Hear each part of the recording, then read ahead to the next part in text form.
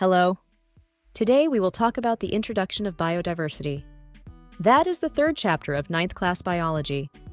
At least 10 million kinds of organisms inhabit the Earth, but less than 1/3 of these have been studied and catalogued, put in record, by biologists.